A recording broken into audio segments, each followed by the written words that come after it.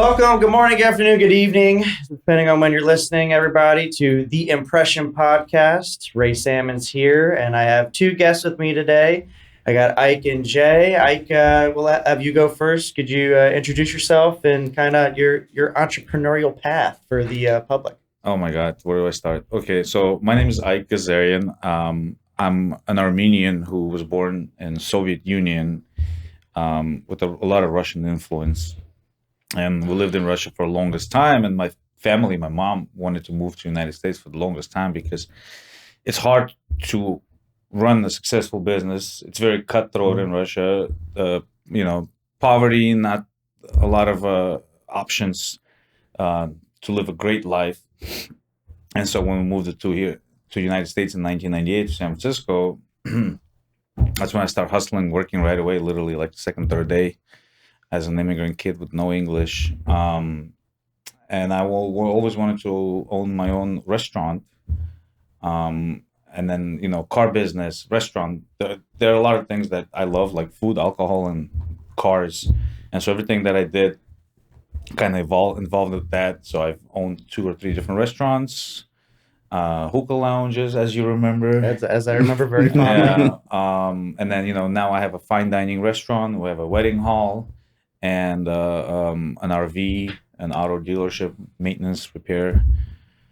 And then in between, whatever we can get our hands on, import, export, a little bit of everything, really.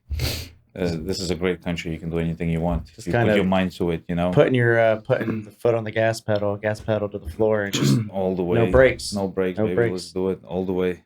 Yeah. And Jake, can you tell us a little bit about your experiences? So my name is James Jordan. I go by Jay. I'm the CEO of Next Gen Entertainment. It's a Afro-Caribbean event production company. It's based out here in San Diego. We're really big into the culture out here as far as being like African Caribbean descendant. Mm-hmm. And not a lot of people understand this, but there's a really big community out here. However, we don't really talk to each other a lot, and it kind of feels as if like we're homesick. There's a couple restaurants here and there for like Jamaican or Haitian food and all this other stuff, but there's not like a lot of like that vibe that you can find if you go to the islands in itself. So me and a couple of our guys, actually one guy specifically, his name is Owan McKenzie, also known as DJ Cooley.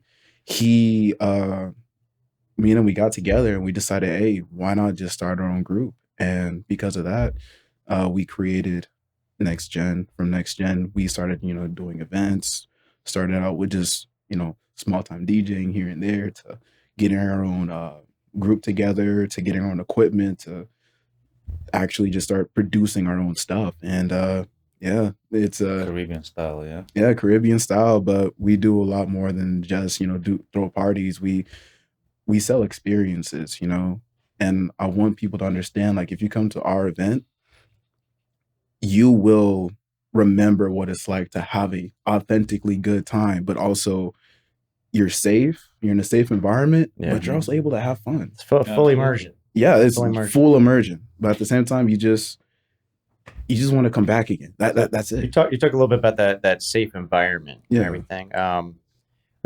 What's some of the notions that people have that would make it like not safe? Like say instead of doing like the experience here where we talk about it's purely safe, it's good to go, right?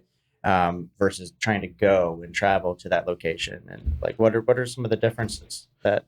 Okay, some of the differences is one, security.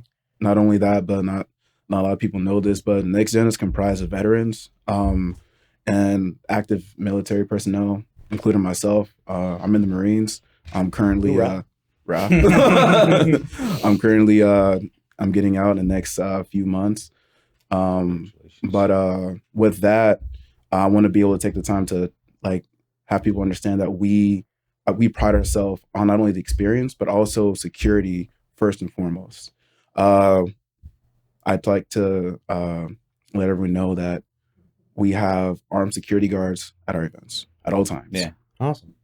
Well, I think it's also the fact that a lot of people, when they hear Haitians, for instance, like you got that whole area. Yeah. And so the Haitians are the wildest ones. That's what, for instance, as a white person, like you hear like all this stuff happening in Haiti. Like you hear Dominican Republic, you're like, okay, yeah, Dominican Republic is chill. But the moment you hear Haitian, and so I think that what he maybe that fear of some people visiting something like that might come from just it's dumb, but it could be in their head thinking, okay, every single movie that I've seen where they had Haitian people, for instance, they always play the bad guys. It's like the Russian, exactly. Remember the movie? What was that movie where it was Miami? Will Smith was in it. Oh, Bad Boys? Bad Boys. Yeah. And you remember there was the Haitian gang over there. There was the Haitian gang over there that was stealing cars and doing all kinds of bad stuff. But there's like U.S. Virgin Islands, right? There's the whole Caribbean. There's a huge you deal with a lot of that too with the restaurant right now, right? I do, yeah. So Pushkin, Pushkin, yeah, Pushkin restaurant. We get a bad rep right now, but that I didn't know that that's what you do. I was just met today, and it's awesome that you showed that part of the culture, and because the music is amazing. Everybody loves Caribbean, and the moment you think about it right away, you think like beach, white sands. I'm on vacation. Coconut, like you just have that beautiful scenery. Mm-hmm. I gotta come check out one of your parties for sure. Might as well. I have a wedding hall, and we have events there all the time. We have parties all the time, so we can fit like 600-700 people there. I would love for you to have one of your events at our location. Honestly, that would be great. We should definitely get together. And I will attend 100%. I would be more than happy for you to attend, because the thing is, this is like, not only do we do it for like other Caribbean people that are out here, but we also do it for military personnel. Like I said, we also have active and also veterans. The music is good. The rum Being is good. Military myself, I'm also in the transition process of getting out of the Navy. One of the things that I love most was the traveling. Yeah. And getting to fully immerse. I've been to Dubai, I've been to Singapore, I've been to Japan, I've been to not with the Navy, but I've been to England, and just the full cultural immersion. I've been to the Caribbean myself too, that you kind of see going to a traditional restaurant, or seeing like even Hawaii, like with like a luau or something like that. Just the culture that's so much different than ours, and being able to be a part of it is so educational. It helps you understand other people's backgrounds and where they came from, and you get away from this. Oh, this person's not like me. Well, you kind of got to understand the whys, like how other people were raised isn't all going to be the same. And this being the most diverse country in the world, you shouldn't have those kind of questions, period, to begin with, because like living in the United States, when you live in, like when I lived in Russia, for instance, there was some diversity, but mostly it was diversity between groups of people that speak the same language, no matter what. Yeah, but here in the United States, you have everyone from every single corner, and so I'm still surprised that some of the questions that come up as racism and things like that still exist in a country that was built completely on immigrants. Like where you look around. So it's funny. So the wedding hall that I have, I opened this wedding hall, and in my mind, I was thinking, okay, we're gonna have weddings. Yeah, we're gonna have weddings nonstop. It's gonna be just weddings, and I was picturing, white people getting married, Mexicans, just black people, doesn't matter. But love is love. Kind of like American wedding venue. It went completely opposite way. I'm in a location where we have Somalis, Ethiopians, Haitians, Cubans, and Mexicans. We and everything that we have is either like Somali or Ethiopian wedding, birthday, or quinceañera. I do one American traditional wedding every 6 months or so. So everything that I have, and I had no idea who like Somalis really were, or who Ethiopians are, or Nigerians, or Republic of Congo, because that's the primarily the area that I'm in.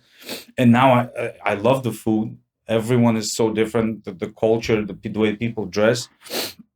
It just opens up your eyes. Like, I don't need to travel anymore to like Ethiopia or Somalia or Congo or it's coming to you, because it comes to me every times day. A month, at least a couple of times a month. Yeah, but it's amazing how the culture is so different from what I'm used to. And so, just to piggyback on this culture, I want to take it to you. We talked about the immigrant factor. Obviously a country full of immigrants, and we sell the American dream. What kind of was the catalyst for you to like want to jump and take and just, never stop running? So it's funny. My family moved from one place to another. We kind of went from one war zone to another. So like I was born in a country called Azerbaijan, and I'm Armenian ethnically, and our people lived there for hundreds of years in harmony with the Azerbaijanis. But then the Soviet Union was coming to a collapse. Every state started separating. Every country started separating in Soviet Union. Every bloc, and the Armenians and Azeris, they had this one piece of land that they couldn't figure out who it belongs to, and it was somewhat planned initially by Russians to have that seed. They plant that seed so in case shit goes wrong, these two countries could be at war and they can control it. Forward thinking. Yeah. And so Russians at that point kind of allowed that war to go on. And so the people who look identical almost, just like the Ukrainians and the Russians right now, they went into war and they started fighting. And so we had to leave our home and everything behind and run away to Uzbekistan. And then, when the Soviet Union did collapse in Uzbekistan, if you weren't Uzbek, the national movement kind of kicked in. So if you weren't Muslim, if you weren't Uzbek, if you were Christian Armenian, you definitely couldn't achieve what you wanted to do. You could still live there, it'll be fine. They wouldn't be racist towards you, but you would never make a lot of money. They would never let you. Connections. So like if you try to get this job, they'll rather give it to the local, to the Muslim than to give it to you. So my parents were like, look, we're not going to achieve shit here. Let's get out of here.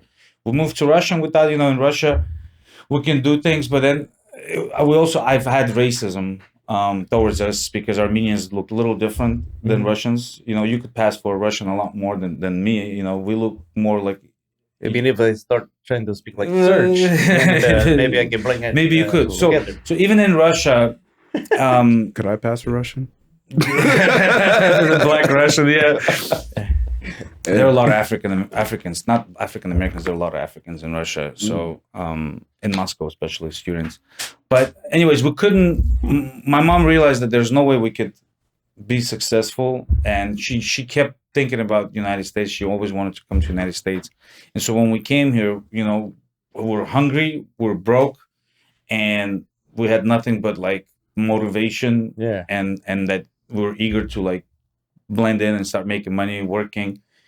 And I kind of see that, if you look around, you see a lot of immigrants. A lot of them, why are they doing so well? It's because they're hungry, they're determined, and they have that need for money. They need that for work. Like I was just thinking about the other day also is you're walking around and you see a lot of poverty. You see a lot of homeless people.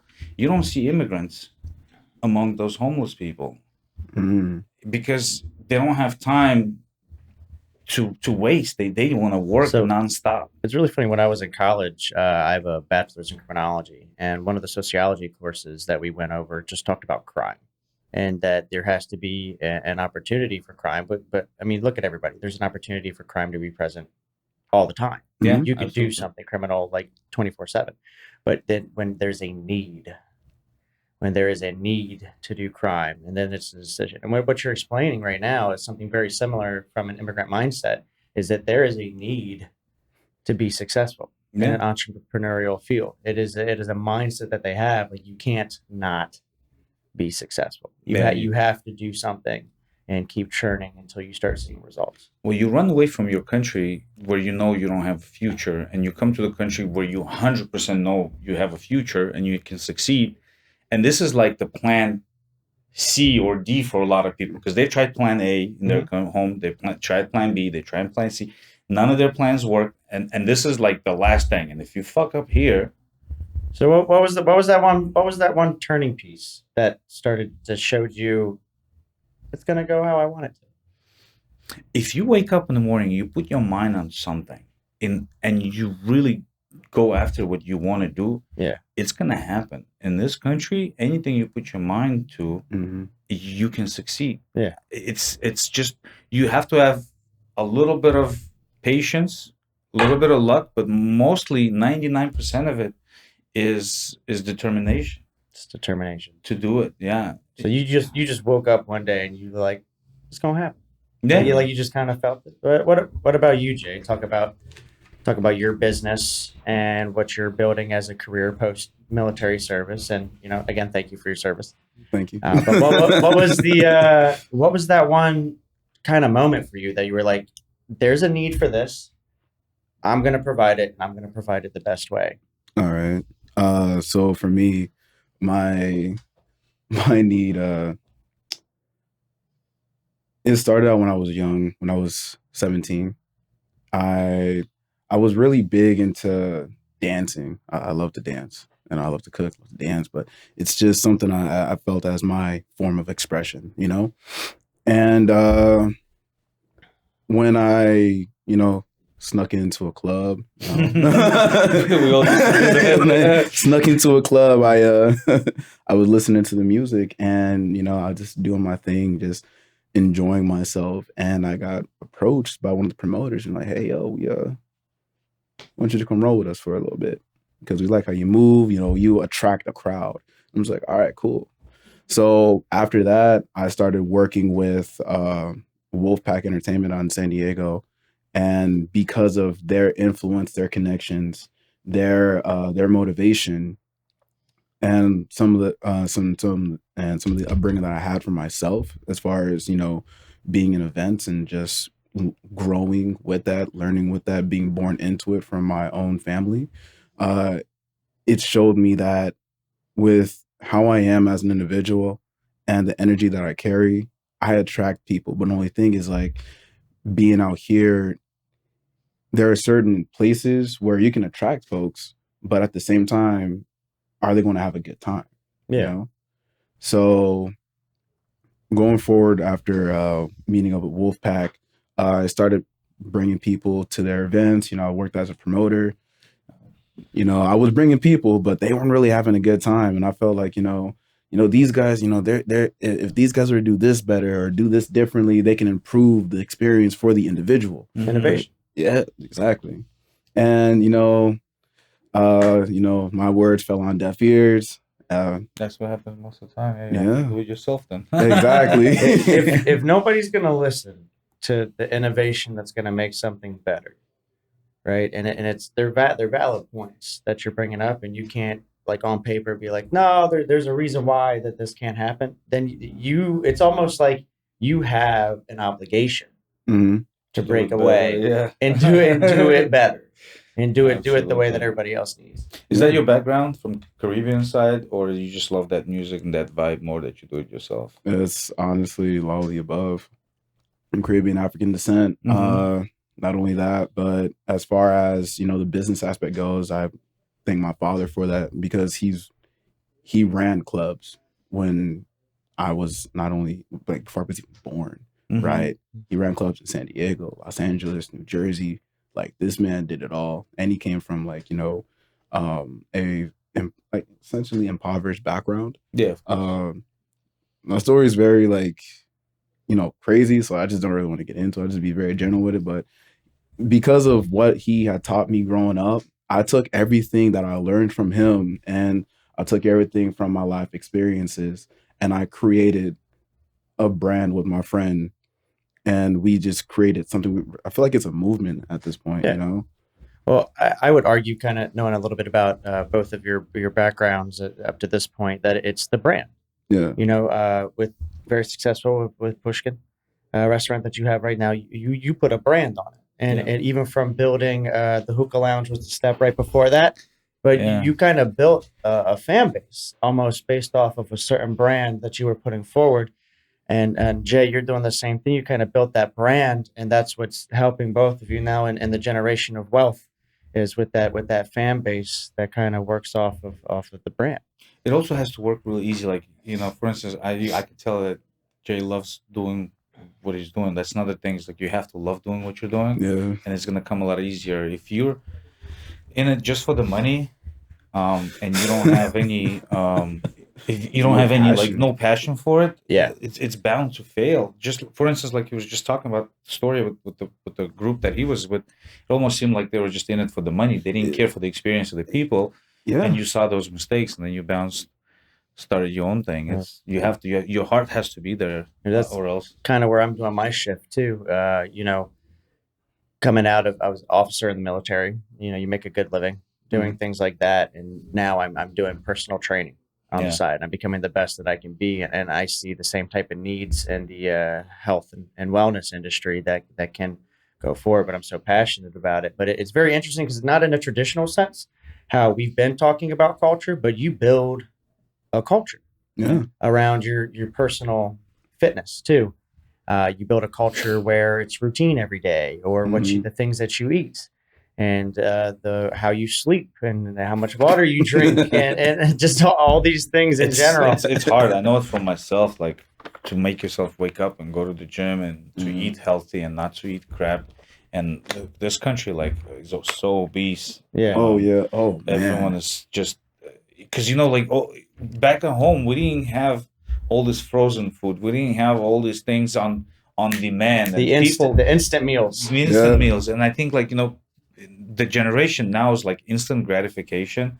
So like nobody wants to go to the gym for 3 months to see a small result or 2 months even. That is a big thing I run into. Right away. That is a big thing I run into. And I try to taper everybody's expectations up front, because another thing that people don't realize is that muscle weighs more than fat.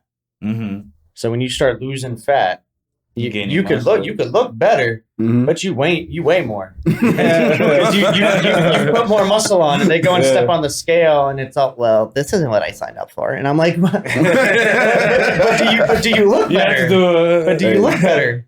You have to do that voice, huh? Yeah. So how about this? We all know who that is. Hey, they failed successfully. All right.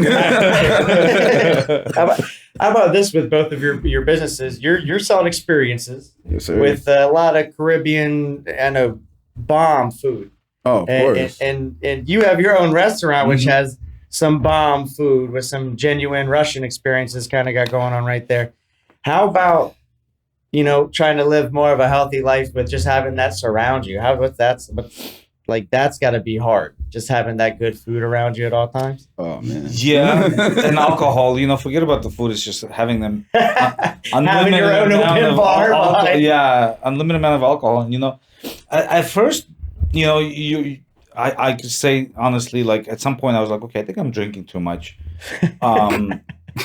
But then you kind of get used to the fact that it's there. You don't have to touch it. You don't have to drink it necessarily. So, you try to make it like only a Friday or Saturday thing. Yeah. Or other days, you don't drink on Monday or Tuesday. It's weird, to say the least.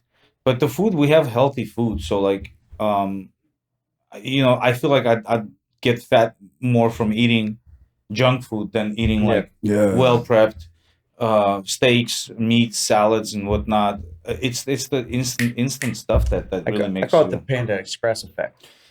So you can have Chinese food, and you can see a lot of Chinese food are in pretty good shape. Yeah, and you have authentic Chinese food, and it's healthier because of how it's prepared. But you go to Panda Express with all those sauces. Oh yeah, and watch Panda Express gonna try to cancel me. but you get all those sauces and everything, and that's what makes it harder. That's where all the calories come from, and it's a little bit different. My kid loves Panda Express. After school, he's like, "Papa, can we go to Panda?"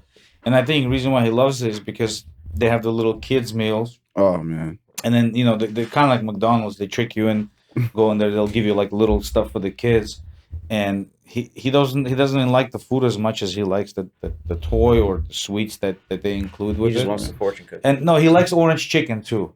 But then there's so much fat inside that orange. It's delicious. Yeah. Don't get me wrong, it's delicious. But it is really bad for you. Let him enjoy it a little bit while he's younger. He's got that good metabolism. Exactly. Yeah, well, it's costing me. and how about from your side, Jay? So from our side, actually, our food is really healthy, to be honest with you, especially with how it's with how it's prepared.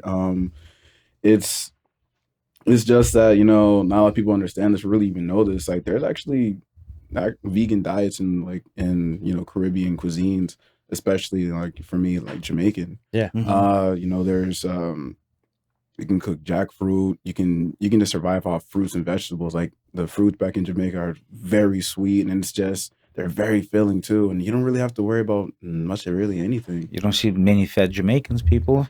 Fastest nation in the world. I mean, how many times did they win the Olympics? The Jamaican runners are like some of the. They got a bobsled team. Yeah. I can imagine that. That would be funny. Yeah. But no, yeah, you don't see fat Chinese people. You don't see fat Jamaicans unless it's an American Jamaican maybe. But like you watch like you don't see really like the Asians too. Yeah. I think once those people start moving to the United States and a lot of them start eating junk food, then you're gonna have fat Asians because in China there aren't many fat people, but all of a sudden you have them. America, the supersize me culture. The supersize me culture. Yeah. Yo. I don't know what it is. It's also like that thing where you have to. I think the fact that you have to like photograph your food every time you eat it nowadays. I don't know what that is. And you have to like people like. You know what? I think it make it taste better. Yeah. Yeah. My wife does like. I thought it at least burns a couple more calories by holding your arms over the food for so long. And the light, don't forget the light. It kind of burns it off. It's like a wave. People before us didn't eat so much. Like everything is so much revolves around food. Eating want to. Yeah. Eating to eat versus eating for sustenance is a totally different game. Like when you actually go through the calorie count portion and you eat for what you're supposed to have, right? You're gonna still be hungry. Like you're never gonna be satisfied, and that shows you're doing things the right way. Especially if you actually get in the gym and you start lifting and everything. Mm-hmm. It increases your metabolism, so you need to take in more calories. So now you're taking in even more calories, but you still are hungry. Yeah. Because it just amplifies you that much. But I do want to give you this, Ike, for the whole bar side. As long as you just that Friday and Saturday, you're just doing liquor instead of beer, at least liquor metastasizes faster. Oh, yeah. So it gets in your system, out your system. You just got to worry about putting it in the sugary drinks. So maybe just a straight finger or two of whiskey for you every Friday or something like that. No soda. Yeah. Just whiskey straight up. Can't do Jack and Coke anymore. Just take out the Coke. Just. I don't like Jack and Coke. I like to have my drinks straight, more or less. But lately, gin and tonic has been a thing. So I don't know if tonic is bad or not. I'd have to look more into the effects of tonic. I haven't done that. It looks clear, so you're like, I think it's good for you. There's no calories in this clear shit. It's like water. It's like water. It's sweet, so yeah, it's still gonna. So we're coming up towards the end, and where I really want to just finish off very quickly is just talk about the number one obstacle you guys ran into, and just getting to where you are now, and then what advice you would give to an upcoming entrepreneur about getting past their own number one obstacle. You want to start it off? Or you want me to go with it? Well, go ahead, Jay. Oh, I guess I'm starting off then. So for me, it's literally three things. Have a team. Having a team is one of the hardest things to ever really acquire because of the fact you have to vet people. And based on how you create your team, it can either help build you or they can destroy you in ways you cannot believe. Second thing is, having your own facility or funding for a facility. Like that's something we're struggling with right now, but over time we'll figure it out. It's just something that may take a bit of luck and just may take some time for, access to capital, that kind of stuff. It just comes with it, Yeah. But the last thing that I can definitely say as an entrepreneur is that drive. The moment you feel like you can't do it anymore, you have to keep going. Because once you give up on your passion, no one else will pick it up for you. Once you're done, it is done. So just keep going, honestly. Only you can control your passion. Exactly. Yeah. And then Ike? I